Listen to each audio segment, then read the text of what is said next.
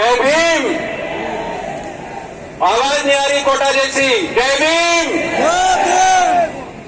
आप लोगों ने भाई चंद्रशेखर जी के साथ हाथ से हाथ मिलाकर यहां तक पहुंचे और संविधान बचाओ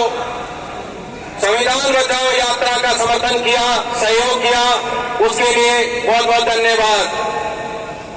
अब आपको भाई के साथ कंधे से कंधा मिलाकर घर घर पहुंचना होगा और उनकी आवाज को जब तक आप जन जन तक नहीं पहुंचा पाओगे तब तक आपका कल्याण होने वाला नहीं है।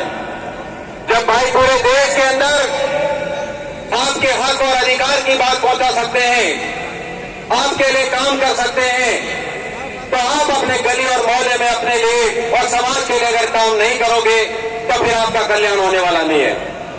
जहां तक मैं समझता हूं, हर व्यक्ति जो है वो इस व्यवस्था से प्रताड़ित है।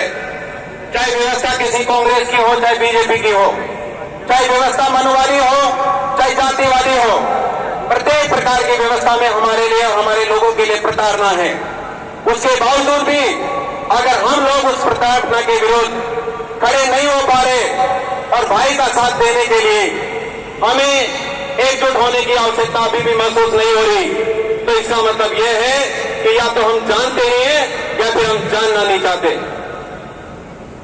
बहुजन समाज में जन्मे हुए मेरे भाइयों, मेरे समाज के लोगों, ये आज की आवश्यकता है कि आप लोग एक एक व्यक्ति सैकड़ों लोगों के बराबर लोगों से मिलकर के काम करें और जन जन तक बाबा साहब अम्बेडकर की विचारधारा को आगे पहुंचाएं, भाई के कारवां को मजबूत करें। आने वाले दिन आप लोगों के लिए, आपके समाज के लिए है।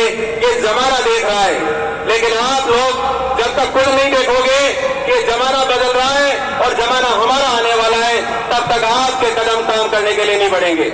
कई लोग सोचते हैं कि किसी भी प्रोग्राम के लिए, किसी कार्यक्रम के लिए हम काम इसलिए नहीं करते, कहीं प्रोग्राम फेल हो जाए तो फिर ठीक रहा हमारे ऊपर फूटने वाला है, इसलिए कोई काम ही नहीं करता। दोस्तों, घोड़े से वही गिरता है जो घोड़े पर बैठता है। इसलिए अगर आप गिर भी रहे तब भी कोशिश करो कि गिरो और बार बार घोड़े पर चढ़ने की कोशिश करो। लेकिन अगर आप कोशिश ही नहीं कर रहे हो तो निश्चित रूप से आप गिरे हुए महसूस करोगे, कभी घोड़े पर चढ़ने के लायक बन भी नहीं पाओगे। इसलिए आपको कोशिश करनी है और आपके पास एक ऐसा जांबाज शेर इस देश के अंदर है जो आपकी आवाज कोई नहीं बल्कि आपके लिए अपने लहू का एक एक कतरा बहाने के लिए तैयार है। आज भाई की आवाज के साथ इस देश का नौजवान हजारों लाखों के रूप में एक चंद्रशेखर आजाद के रूप में आजाद पैदा हो रहे हैं। आप लोगों को समझना होगा कि कारवां बढ़ रहा है, हमारा कारवां बढ़े, इसके लिए आप लोगों को कोशिश करनी पड़ेगी, प्रत्येक व्यक्ति को कोशिश करनी पड़ेगी।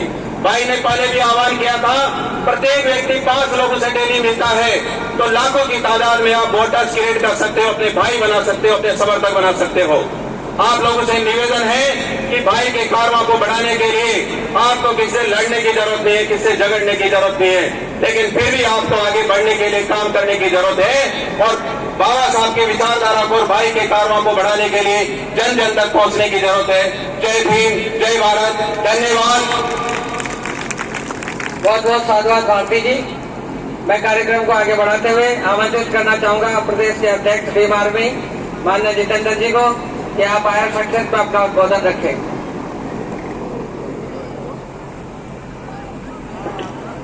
जय भीम। सम्मानित मंच और पंडाल में उपस्थित मेरी माताएं, बहनें, मेरे युवा साथी, बड़े बड़े